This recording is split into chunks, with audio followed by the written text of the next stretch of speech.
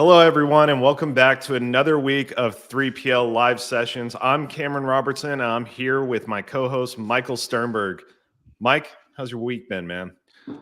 My week's been pretty normal, but I know you had a very interesting week. Probably a lot of people listening may have seen the news because I think it made national news. How much? I think it did. How much our state's burning right now. But tell everybody what happened with you and how you were maybe personally affected by the fires. Yeah, so on Monday, my wife calls me while I'm here in the office with Mike, and she said, "Hey, there's a fire that just started right behind our fence in the backyard." And I was like, "Oh, Orange County Fire Department will put it out, no big deal." 15 minutes later, my wife calls me back and says, "You should probably come home. This fire is getting out of control very quickly."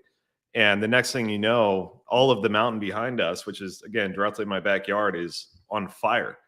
And we actually have pictures of it that I'm going to share with you guys today so you can actually see it. So how big is it right now? I'm looking at it, 24,000 acres. Yeah, something like that. So anyway, we were here's a picture right after it started in our backyard. And this is like right at the beginning, but it spread very, very quickly going up the hill of Saddleback. It just destroyed Saddleback Mountain here in Orange County. And it just looked like a war zone after it all burnt. You can just see all the ash and everything was gray after it burned through. Crazy. Here's another shot. This was the second day after it burned through. So this is a pretty large mountain. So you can see how much it burnt up and down the mountain. And this one was taken at night 2 nights ago from our backyard. And they actually had us in a mandatory evacuation zone in my neighborhood.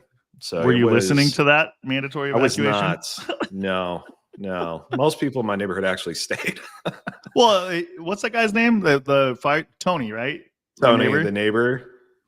Yeah. I mean, I'd have listened to an old fire chief as well if I were you. Like I would have done the same thing. I would have taken his lead, right? Yeah. And here's the other mountain. So when you go outside the front of our house, you can see the entire mountain on the side of us was also on fire.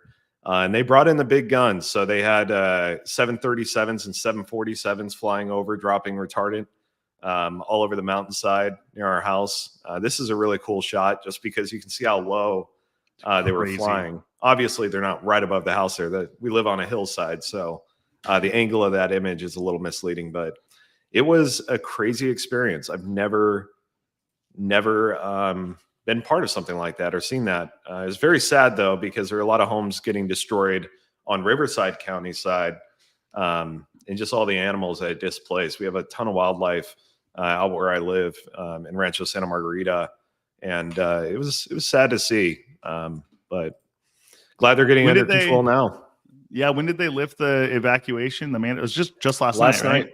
Yeah, last night. And then it's technically still in place, just not mandatory. So it's voluntary.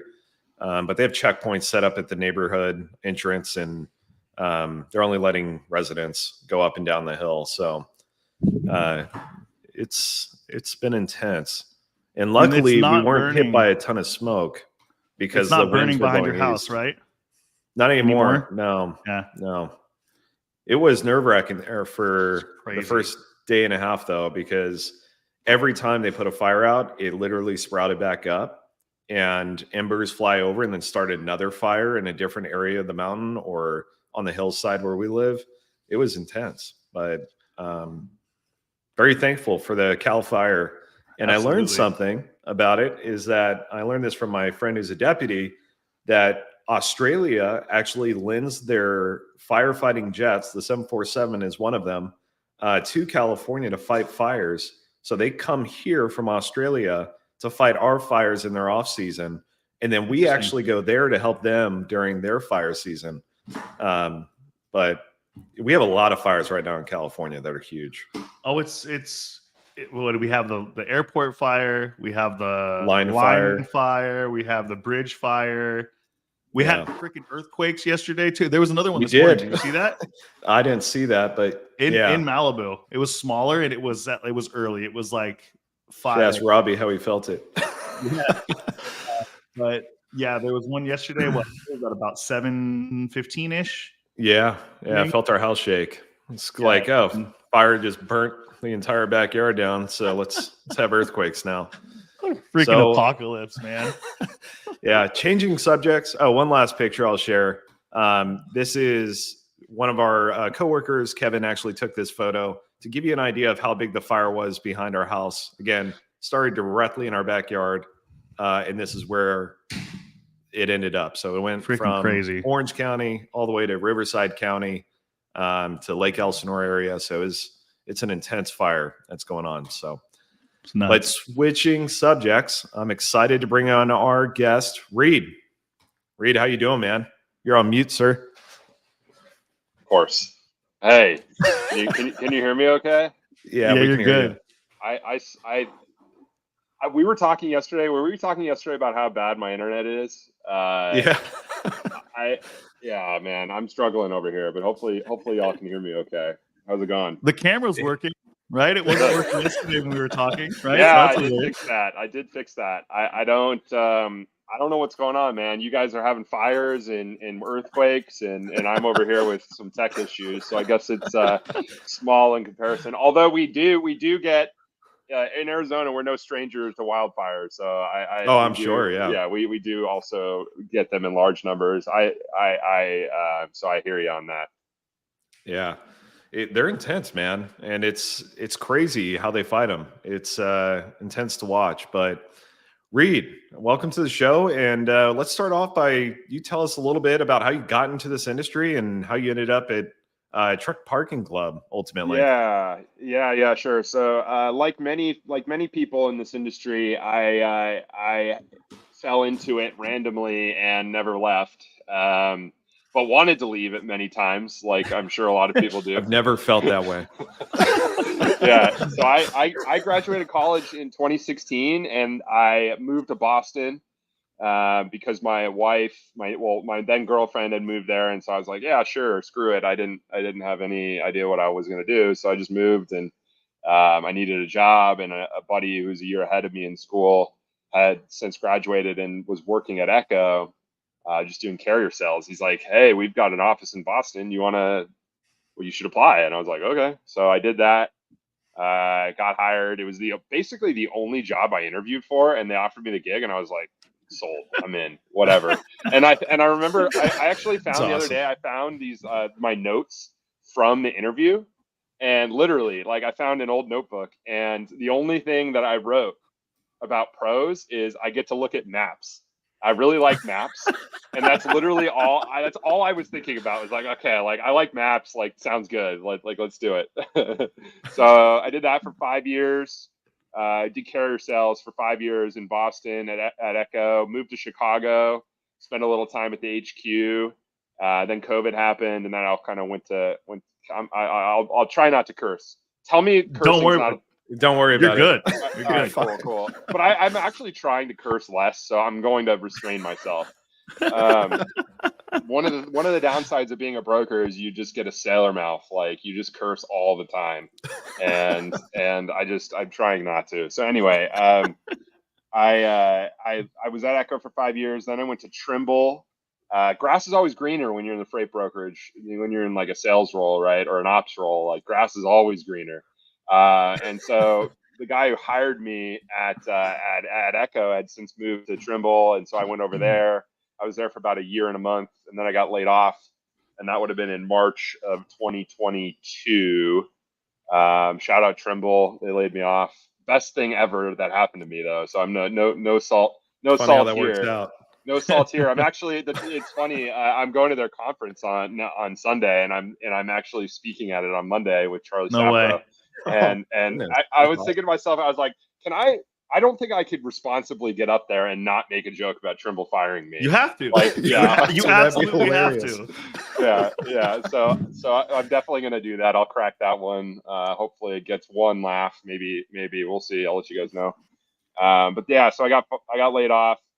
Then I knew I wanted to do my own thing. So I started, I was doing just some like independent kind of cradle to grave brokerage for a buddy of mine who runs an agency for Armstrong. And so I was just doing that with him. And when I was in the office with him, he was like, hey, I need this tool. We won't go down that rabbit hole, but he was like, I'd been learning how to code. And so I built this little MVP for him. And I was like, I'm going to go start a business. Like, I'm going to go try to sell this thing that I built to other brokers. And turns out I have no idea what it takes to like actually build and maintain and support like tech that other people use. It's really easy. Cameron, you'll probably know this. You press, you build something yourself, you press the button 1,000 times, it works. And then as soon as you give it to somebody else, everything breaks. It's not frustrating at all. Yeah, it is. That's the brick wall I ran into. And I was like, oh crap, like this, I don't know what I'm doing. Anyway, so so I called that Lost Freight. The initial tool was not what it ended up being, but I ended up bringing on a partner, Jake, who I'd met on Twitter, and he's a professional developer, and so he rebuilt the whole thing. And we still have that, and we still have customers for that, so that's cool. But I needed to market it, so I started just like screwing around on Twitter and LinkedIn. This would have been like, I guess, December or November of 2022. And then I, started this Discord that I do just for fun. And that's kind of like been a thing. And then I had a bunch of people asking me to help them with social stuff after, I'd been doing this for like a year, just like post online and stuff and running my events in the Discord. And I'd always had people hit me up being like, hey, can you help us with socials? Hey, can you like do consulting or whatever? And I always said no. And I needed to make money though. And so funny how that works. I needed to make some money. And so I finally said yes to somebody, and that somebody was Evan at Truck Parking Club. And he and I had met in June at the Freight Waves show in 2022 or 2023. And we became fast friends, and I was like, who is this crazy guy driving around in these vans? Like, what the heck is this guy doing? What's going on? But we became friends, and he started trying to hire me pretty quickly. And I basically told him no and shut that down. But then like a couple months went by, he hit me up again, was like, hey, help with our socials. And I was like, I got to make some money. So I said yes. And kind of that's initiated our kind of more consulting relationship, which I did for basically 6 or 7 months. And then come April, we're at TIA in Phoenix, and he was like, hey, do you want to be the CMO? And I was like, yeah. But first, before I said that, I think I said like, I have like no idea how to do like the vast majority of the job, right? And he's like, yeah, I know. And so I said yeah, and it's been good though, because I've always had to like force myself to like learn how to do things that I didn't want to do. And what better way to force yourself to learn things you don't know how to do by telling somebody else and having a whole group of people rely on you learning, figuring it out. So I started that in, I guess, May. And so I've been just, drinking from the fire hose since May, with no end in sight. I still have my Discord. We still do events in there. Lost Freight's still a thing. We still have some customers on that. That's cool. I still sell hats. Oh man, I forgot to put on my hat. Hold on. There you go. Gotta rep the Please Advisor. I had it on the desk. Please. Yeah. So I've got the visors. I'm just doing a bunch of stuff. I don't know, man. Did I answer your question? Yeah, you definitely answered the question. Right, you did. No, there's a lot to unpack there. Obviously, there's one thing I want to start with, Reed, with you in particular is, you've clearly made a name for yourself. You're one of the more recognizable people on LinkedIn and in Twitter, at least in the, the freight and freight tech space. But you weren't always a marketer, right? And I'm wondering, you throw one of those over, dude, so I can pop one in. But so you weren't always a marketer, and I'm curious how kind of this evolved for you. And like you're saying, like you still, I've never been a CMO. I don't know how to do X amount of the job. And you're kind of, flying blind per se and kind of learning on the go. But I'm just curious how your mind has evolved around marketing and how it's developed from, let's say, even 5 years ago to today.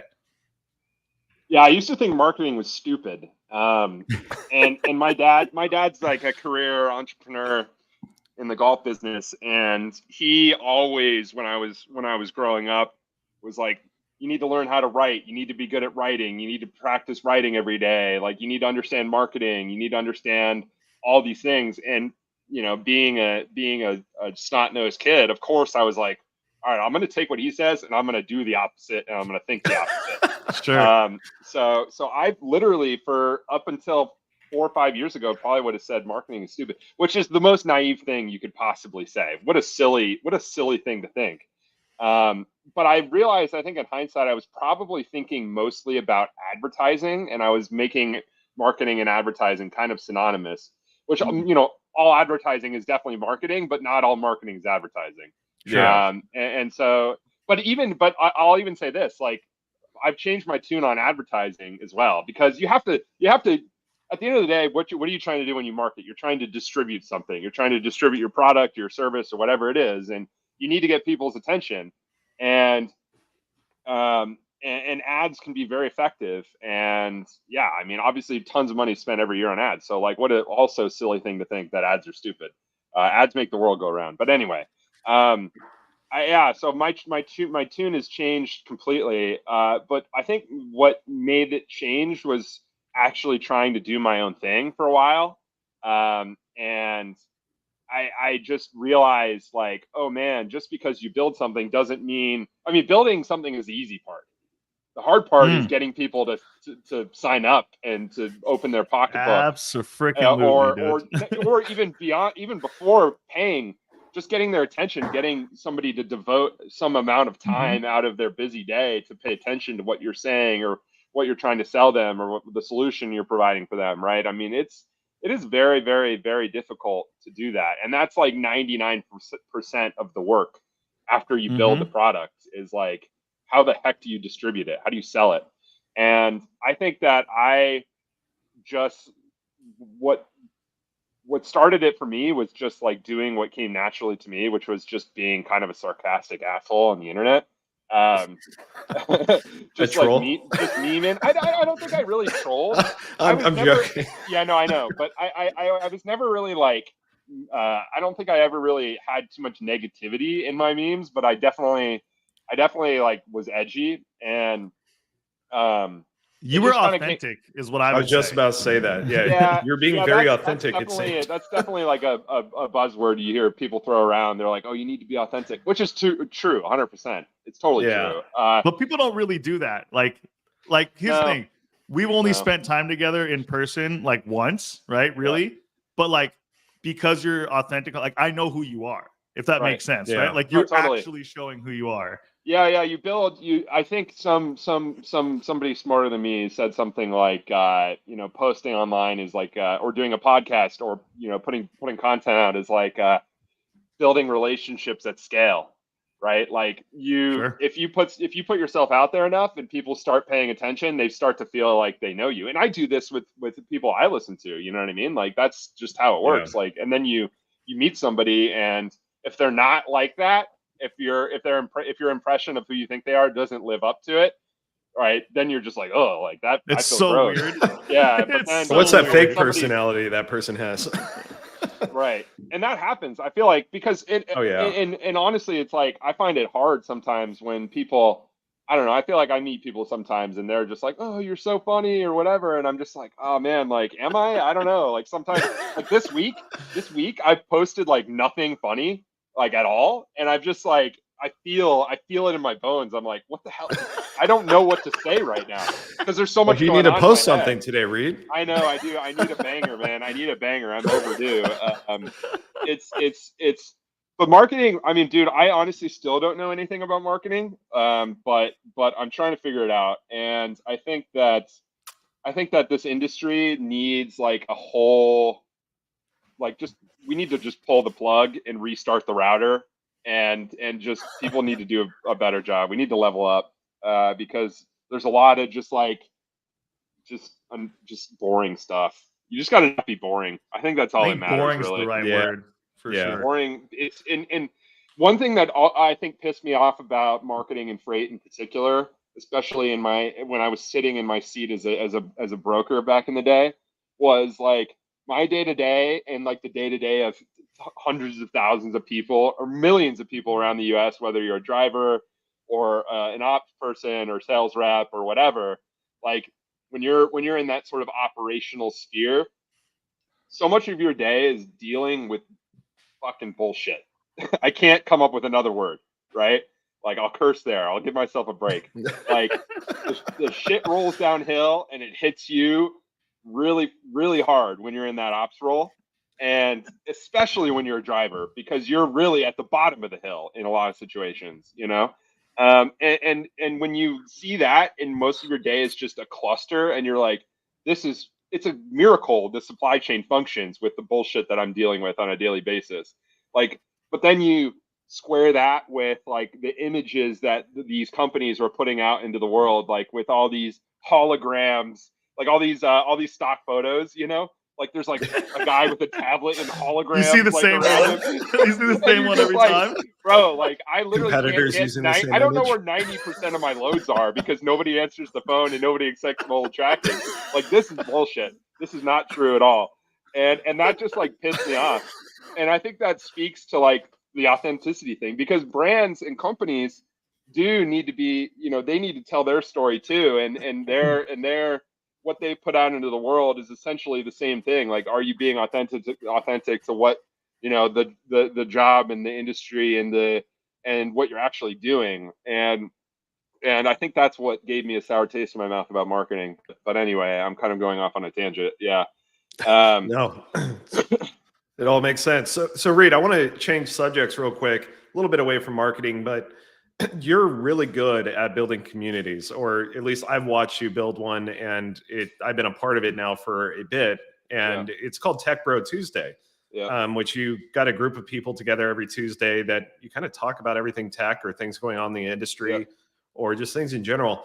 What led you to build that? Was it purposefully done, or how did you get there? What made you want to do that? So I started the Discord, the Lost Freight Discord. I guess it would have been in like November of 2022. And I started it because I was like, oh, we're just going to invite all of our users into this channel and we'll just use it as like a feedback channel. But very quickly, I just started inviting people from Twitter and LinkedIn and just being like, hey, you know, I'm just come in here and we'll just shoot the shit. And so basically for 6 months, I just got people in the door. Didn't really ever do any events. Didn't do really anything other than just like daily banter. And then I guess it would have been last summer. Well, actually, let me just back up. So in like April of 2023, I was like, so a couple months into starting it, I probably had 60 or 70 people in there. And I was like, I just had this idea in my head that like literally this could be its own business, like this whole community thing. Like there's so much, anytime you get a group of people who are all like in the same sphere together in a room, there's so much you can do with that, right? You can do events, you can obviously sell ad slots to people who are trying to get those people's attention. You can do a directory and get people connected with each other deeply. Everyone's going to want to be selling stuff to each other, etc. And so I like very strongly felt that it could be its own business. I've not really delivered on that because I've never charged anyone anything for any of it, for better or for worse. But I did feel strongly, and this whole community business sort of thing is kind of in vogue right now. A lot of people are talking about like, oh, community. It's like, yeah, totally, that's true. But I think I started Tech Pro Tuesday in July or so last year, and basically just was like, hey, you know, we're going to get together at Tuesday nights at 9 p.m. and just talk about freight tech and do demos and whatever, just kind of shoot the shit. And that's where so we did that, and we just were like, a lot has come from it, honestly. Like Garrett, load partner. I'm almost positive. Maybe he'll deny this, but I'm almost positive he launched that company in Tech Pro Tuesday. So maybe if you ever have him on, you can ask about that. But anyway, I mean, it's been phenomenal to see. I built the Freight Gong. on Tech Bro Tuesday. Built that, sold sponsor slots live on the that was call. Crazy, dude. Yeah, that was crazy. Yeah, so I mean, it's been fun mostly. Like that's all I really care about, to be honest. Is like just getting people together, having fun, talking, getting people who like know a lot. Like it's just there's so much to learn from other people who are like doing their thing, So and now I attract a certain type of person at 9 p.m. on a Tuesday night, and so we've definitely got a unique cast of characters in there. So it's been cool. It's been cool. Yeah, it's definitely an awesome channel. So yeah, I've only been in it maybe 3 or 4 times. But no, there's a lot of people that are way smarter than me in there too. There are a lot of people that really understand the tech, right? Yeah. So no, it's been cool. So Reed, I want to give you a chance. We're coming up towards the end of the time that we have here. I want to give you a chance to plug Truck Parking Club a little bit, and maybe I hate the term elevator pitch, but for lack of a better description, tell us what the hell you guys do. So Sure. for people that don't know, which is probably not many people, but if they don't know, the hell's Truck Parking Club doing? What are you guys providing? Yeah, how are you building this? Talk about that. Yeah, so Truck Parking Club is a truck parking marketplace. So drivers and fleets use our app or website to find and reserve hourly, daily, weekly, and monthly truck parking across the U.S. We've got 707 locations. All the locations are third-party businesses with extra space on their property suitable for truck parking. So there's Garrett chiming in. But anyway, yeah, so 707. So think every location is a private business. So we don't own or lease any of the locations. They're all, truck parking operators or trucking companies with extra space in their yard, or towing companies, or real estate investors, or really anybody who's got industrial space suitable for parking. So yeah, I mean it's literally like Airbnb, which is a marketplace, for rooms or for homes, and it's just truck parking. So that's awesome. We there's no fee to join. No cost. The only time you ever pay is if you park, and we just take a cut of the transaction, and that's our business model. So yeah, I mean, we're adding. I think when I joined full time, we were at 400 locations, which would have been in May, and now we're at 707. So we've seen pretty quick growth, which is exciting. But yeah, I mean, we're just really scratching the surface, I think. And I have and I guess I'll talk about the team too. Like we're 20 something people. Vast majority of the team is customer service. So drivers, I mean, one thing, if you're in this industry in one of those ops roles, you're really used to, having problems and never being able to pick up the phone and talk to somebody, like, to get it solved quickly. Like, so we have a very strong customer service team staffed entirely by former drivers, 24/7. So pick up the phone and call and get your problem solved and get parked. So we take customer service very, very, very, very seriously, and that's why literally half of our company are current or former drivers. But anyway, yeah, I mean, the team is just unbelievable. Evan, the CEO, is just savage. There's no other way to put it. I have a tremendous amount of respect for what he's managed to do. And my job is really to help tell that story too. So more to come on that. But yeah, I mean, we're just focused on adding property, delivering top quality service to our trucker members, and yeah, just blowing it up. That was awesome. Very, very cool. Reed, what else, man? Anything else that you want the people to know? Where the hell do people find you? How can we get people? I mean, like, people already know how to find you. Let's answer Ian's question real quick. Ian asked, "How do you meet a developer on X, formerly known as Twitter?" I met Jake talking about crypto and golf. Crypto and golf. Yeah. So I mean, you literally just have to like put yourself out there, like and people will find coin you. Are you gonna invest in now? I've lost too much money to with confidence tell anybody to put any money into it, but not financial advice at all.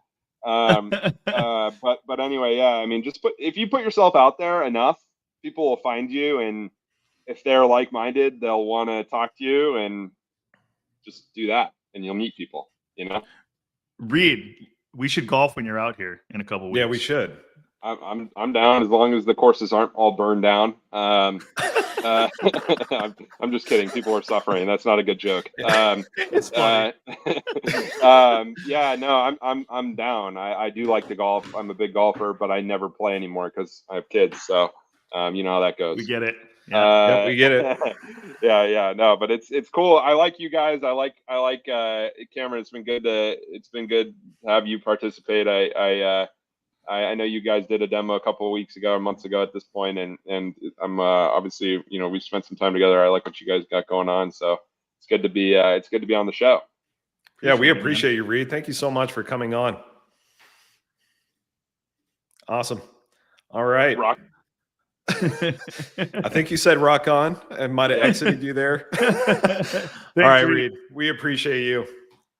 Mike, it's always good having good guests on, and Reed is definitely one of them. So, yeah, you know me better than anybody almost at this point, except for my freaking family. But I might know you better than your wife. I don't know. You might. Sure. You know damn well. For me, highly appreciate people that are no filter, no bullshit like that. Yeah, right? Yeah, absolutely. It's one of my biggest pet peeves about people. I'm like, just show me who you are. It's fine. You don't have to get rid of the wall and let's have a conversation. You don't have to be a certain way. It's fine, right? So I tend to be that way for good or bad, right? It's what was that one guy's comment? Yeah, what was the review? Rough around the edges. You're rough around the edges, but I think it works for you. And I'm like, okay, so is it a good thing or a bad thing? Good or bad? Yeah, but I get it. So anyways, what's on the schedule for this weekend, man? You finally going to go like grocery shopping and do all those things you couldn't do because you couldn't leave? I'm hoping the sheriffs leave so that we can have friends over or something this weekend, because they have checkpoints set up at the entrances of our neighborhood right now. So you have to live on the hill in order to go back into the neighborhood. Crazy. Even after lifting the mandatory evacuation yesterday. But probably stay at home, honestly. Even though I've been there the last 4 days, it's basically in lockdown. What was really eerie about the whole situation, being in an evacuation zone, is it felt like COVID all over again. And it was just eerie to have that feeling again. And the other really cool thing to see, which again, I've never been a part of something like this going on, is how much the community comes together. Sure. And how much everyone just helps the firefighters, the sheriff's department, everything else. You had people just buying all types of food, bringing in food, water, everything you could imagine for these firefighters and sheriffs. And I think there's over 700 firefighters fighting the fire on our hill back there. Wow. So it was crazy to see. But what about you? What do you got going on this weekend? I think, I could be wrong, but I think I have no kid activities tomorrow. Statistically, that's nice. Highly unlikely. That's hard, right? So maybe, but Sunday baseball. It's fall sports season, right? So I got that going on. But just another weekend, man. Nothing crazy. That's awesome. And as of today, you've been with our company now 8 years. As of today, time flies, man. It's been incredible to watch you kind of grow into who you became here. Over the last 8 years. I've been here 13 years, and I got to work with you this whole time, side by side, basically. And the value you bring and everything you do for our company it's amazing, man. Keep up the great work. We appreciate you. Thank you, dude. Well, it's been, you and I talked about this multiple times. It's been, you have given me the right amount of leash. And then we have people around that because you've let me run, right? Within reason, not being an idiot, right? Like don't go do something dumb and don't rack up $10,000 on the company card for these things. But it matters so much. And I know you've had mentors like this or bosses like this in your career. You have to have people that give you a chance, right? And if you never get a chance, you never know what you can do, right? So that's been my biggest thing that I'm grateful for in my journey here thus far. Is I was kind of like, here, go sell. Have fun. We think you can do it, right? Now, granted, I wouldn't be here if I didn't have some level of success, right? But I wouldn't have had the chance to succeed without it, man. So thank you for your support. And it's been also I'm just thinking like 8 years, dude. Like not even just professionally. Like when I met you, you had no kids. Yeah. You had no kids, dude. I only had one, right? Avery was super young. And now it's like I've got a 4th grader, a kindergartner. You've got it's crazy, man. She's in 3rd grade? Yeah, she's 2nd grade. She's 2nd grade now. Okay. Yeah, so you've got a 2nd grader and a freaking kindergartner. Like it doesn't make sense, dude. But no, we've done a lot of cool shit together, man, in the last 8 years. And we've got a lot built more a lot of cool stuff too. Yeah, so absolutely. We got more cool stuff on its way. So that's right. No, we appreciate you. And thanks everyone for joining the show today. It was a great guest on our show today. Great conversation, learned a lot. And I hope you all have a wonderful weekend. Thanks, everyone. Thanks, everyone.